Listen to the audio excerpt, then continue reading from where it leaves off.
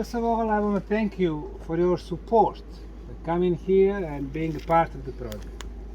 Secondly, one more time, welcome to Bosnia. Well, you are part of the really very exciting journey. And journey consists of many small pictures, small puzzles, which are going to give us really a big picture.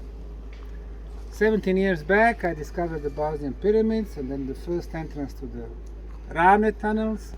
In the meantime, we have confirmed 6 pyramidal structures above the ground and 6 entrances to the Ravne tunnels.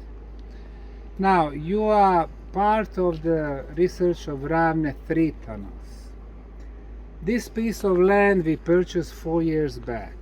At that time, we bought it because we wanted to have a land adjacent to our park Ravne 2. While we were clearing the area, and the border of our property is just a few meters away, we were making a little road here, and then we noticed these big pieces of rocks. This is like conglomerate concrete. So at that time we could see 5 pieces sticking out. The first one was there, the second one was here. So only a little piece of about 1.5 meters was sticking out. The rest of it we could not see. Number 3, number 4, number 5. So we called it C1 to C5. Now we checked the height. This is 476 meters above the sea level. Interestingly enough, the entrance to the Ravne tunnels is at the same level, 476. So we concluded that below these blocks, like in the Ravne tunnels, we might discover the tunnels. So we started clearing the land here first. And after a couple of weeks, we discovered the entrance. We discovered this big rock, which was sitting on support plates. If it is sitting on support plate, it means somebody placed it there. The reason why, they wanted to make an obstruction of somebody entering the tunnels. We could notice the tunnels are way back, but we said because of this stone, because it was obviously the example of anthropogenic activity, we're going to keep it like it is, and we're going to go to the next conglomerate block, which became the entrance to the Ravne 3 tunnels. So we had a crew here, we had several crews. This is one crew, this is another one, and with the time, after a few weeks, we discovered the entrance. It was very narrow, so we get to crawl, and then after 5-6 meters, there was an open section. That open section was 65 meters long. We were very happy, and that's actually the sections where you are working right now. First 65 meters straight. And the following year, 2019, we started doing the proper archaeological work. 2019 was the time when we discovered most of our artifacts, more than 3,300. Majority of little ceramic pieces from different time periods, vases, some of the metal pieces also. We realized that people were getting inside, using this space temporarily or permanently in different cultural periods. We have a recent Middle Age, we have older Middle Age period, we have most probably Byzantine times, we have ancient Roman times, about 2,000 years, a little bit less, and we have Neolithic times, 4, 5, maybe 6,000 years old. It tells us that people were getting inside during different time periods, which is important. It means that the tunnels were built thousands and thousands of years back. Sometimes they are telling, Osmanagich and Foundation, they are digging the tunnels themselves. But this was very important. If you find thousands of artifacts, it means people were using it throughout the times.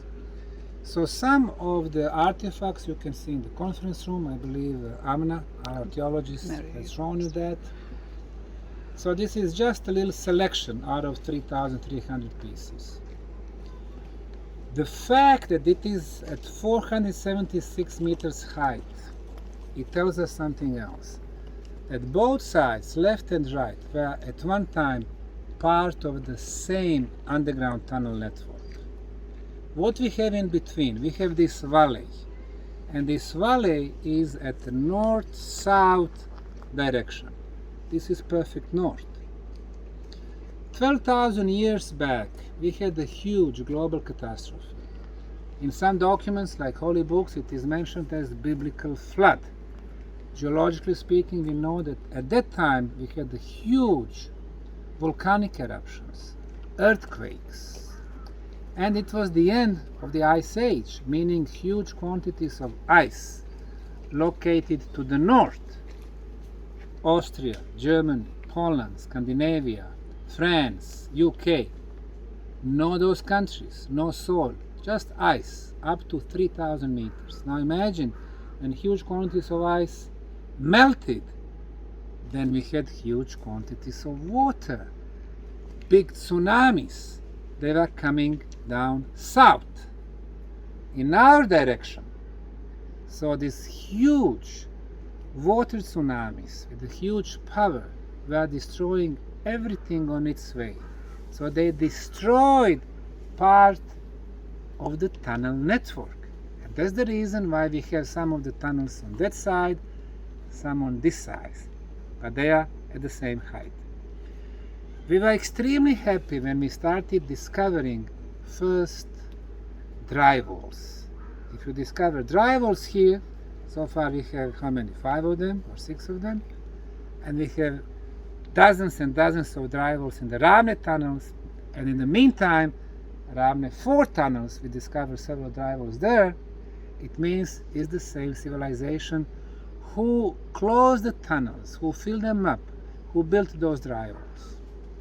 Now, drywalls, they are structures, rather rude, but still a structure. Somebody put those stones together. Those drywalls are rather compact. It's actually not so easy to make a replica of drywalls. In this particular case, it's important that we got the date, the minimum age of drywalls. I believe they explained you, but let me explain you again. So, this here is the first drywall that we discovered. Now it is protected. If you remember, we put those wooden boards so you can go about those drywalls without damaging it. So we have a drywall which is a proof that somebody was building it. So it's, the intelligent hands. Above this drywall, there was this huge stone plate. It was a big stone plate. It looked like this stone plate above the drywall. And then on the top of the drywall, we discovered stalagmites. Even today, we have some of those stalagmites. This is how they look like. The way they got formed is you got the water dropping from the ceiling. Stalactites, they form stalagmites. Stalagmites start to grow. It takes time for the surface to get prepared for stalagmites, because in the beginning the water simply flows left and right. But after a certain period of time, due to the existence of pieces of soil and dust and some others, you got the surface ready for stalagmites to grow. Good thing about the stalagmites is that you can determine the age of stalagmites. So what we did, we removed one of the stalagmites. We sent it to the Institute for Geology of the Czech Academy of Sciences in Prague. It took about 3 months until we got the results. And the results were amazing. The result? 19,000 years plus minus 1,000 years. They applied uranium-thorium analysis. It's very precise dating. What does this mean that the stalagmite is 19,000 years old? It gives us a minimum age of the stalagmite because it took some time, probably a few thousand years, for the surface to get ready, to be prepared. So it's probably more than 20,000 years. And it was sitting on top of this block, which covers drywall, which means drywall was first to be built, and then ceiling collapsed, block came on top of it, and then the stalagmite started forming. So if the stalagmite is 20,000 plus, it means that the drywall is much older than 20,000 years. Officially, the history of Bosnia, of cultural communities, is only from the Neolithic times, 6, 7, 8,000 years. 15 years back, there was a research by German Archaeological Society from Heidelberg and Kiel, and they came to the nearby location called Okolište. They came with the age of the society there of about 7,500 to 8,000 years. They didn't go any further. They said lack of funds. Probably there is also traces of much older community. 8,000. In Bosnia there is a culture called the Butmir culture near Sarajevo, 5,000-6,000. There are some others like Obra. Obra is near Kakanj. Kakanj is just 15-20 kilometers from here, also 4,000-5,000. There are remnants of Hvar culture. It's in southern parts of Bosnia and Herzegovina, 4,000-5,000. There are remnants of Vinča civilization. Now, Vinča was located at the place where two major rivers, Sava and Danube, meet. It's today's Belgrade. That one goes 9,500 years in the past. And there are some others, from Slavonia and so on. But so all these cultures belong to the period which archaeologists called Neolithic times. Neolithic meaning new lithic times, or period where people were using only the stone tools. But we don't have nothing from Mesolithic or Paleolithic times. Only one example in Bosnia. They call it little cave, even though it is not a cave, it is just rocks that cover another rock, and it's called Badanj. It's in southern parts of Bosnia, and there is a drawing on this stone. They are saying 12 to 14,000 years. So that this is the first remnant of intelligent work in Bosnia. 13, 14,000 years. And this is a stone structure older than 20,000 years. So we have the opportunity to work in the space that was used by intelligent hands, by people most probably, more than 20,000 years. What is the oldest structure in Europe? Officially, nothing older than the Neolithic times, because official history, official archaeology is saying everything was happening in the Neolithic times, nothing in Paleolithic, except one thing: cave paintings in Spain and southern France, from Altamira to Lascaux, from 12,000 to 35,000 years.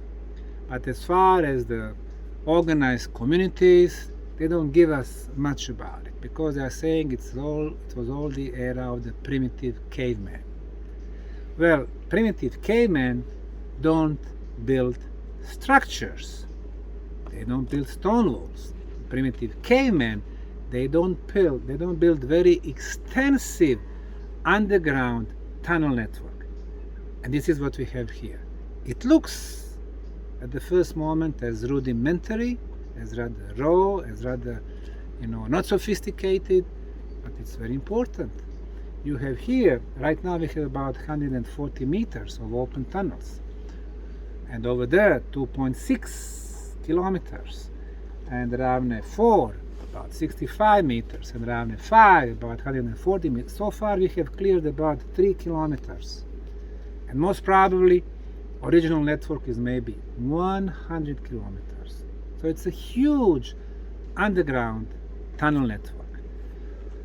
With such a proof, we are saying, hey, this is extremely old, and this is so far officially confirmed the oldest structure on the European soil, more than 20,000 years. Some of the artifacts are telling us about those cultures that are rather recent, and we know something about them. So, like this one, a billhook, which was used, either to cut the grass or to cut certain plants, or even you can use it as a tool to defend yourself and stuff like that. Tegula, Anna likes to talk about it. It was used during the ancient Roman times.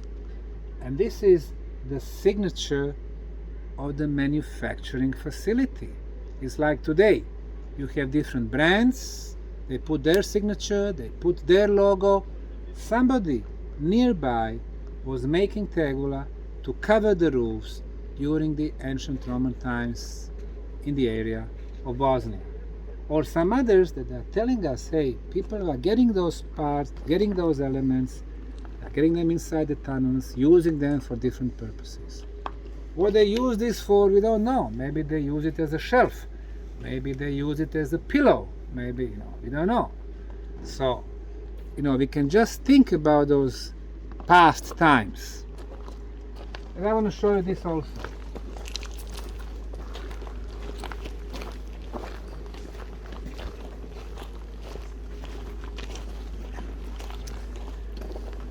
The first 35 meters of the open sections of the tunnels, we are finding a lot of stalagmites, a lot of them. Some of them we also cut and we use another dating method. It's radiocarbon dating. So deeper you go, it's better probability that the stalagmite is older.